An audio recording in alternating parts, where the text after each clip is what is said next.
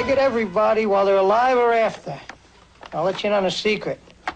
Nobody looks better after. Oh, you're that freak that drives around in Sudan at night. Joe Pesci plays a feisty tabloid photographer who takes on the mob because he falls for a dame. In the public eye, one of 5 new movies we'll be reviewing this week on Siskel and Ebert.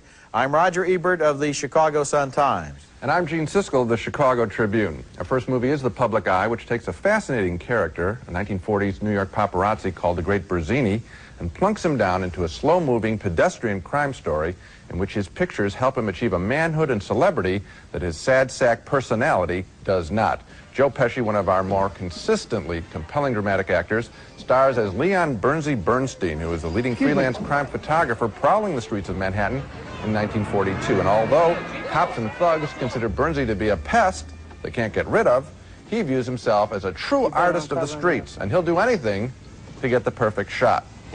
Christ and Deo, con il mare conflitte borelli salutare. Adem criticat, juventutem meam, con il mare conflitte borelis tu stes, fortitudo core mecristi, et quare tristis sincerotome frigi menemi, que serentrui baratoria adem criticat, juventutem meam. Wait a second. Pesci plays Bernsey as a plodding newshound with an inferiority complex who scurries along the walls of high society hangouts.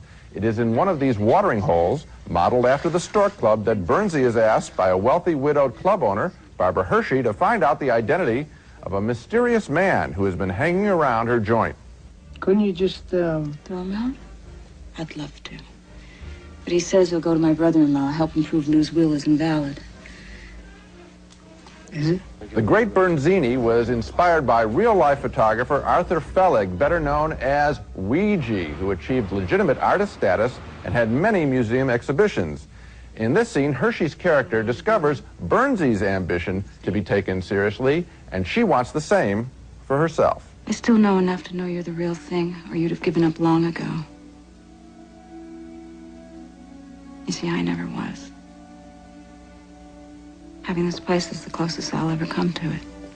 They're fine together, but Bernsey's involvement in her affairs leads him into a mess of Italian mobsters and a corrupt WASP official who threatens nothing less than our national security during World War II. And this story is really cornball.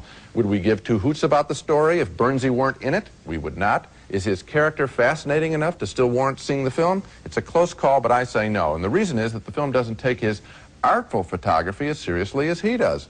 We see the photographs, but we don't know why he is drawn to this material.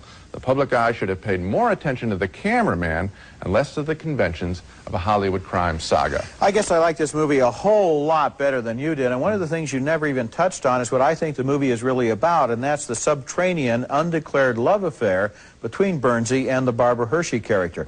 He's in love with her, but he never says so.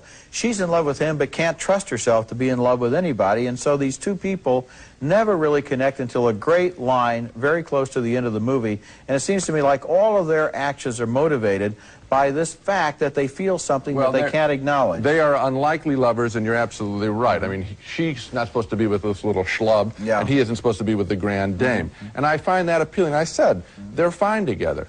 But the movie, Roger, how about this story, the mobster story? Isn't that laughable? It's laughable. I have seen 1,000 film noir movies, and they all basically have laughable stories, which are only the clothesline upon which to hang all of the other stuff, like the atmosphere, the dialogue, the characters, the cars, the hats, the cigars. I think those films have an urgency to them and a kind of energy that this film does not. I think it passes along. And then the photography, it doesn't celebrate a photographer. Well, I felt there. it did. I felt that it really showed how much he wanted to take pictures and how much he needed to. Okay. Yeah, I liked it a lot. Okay, next movie.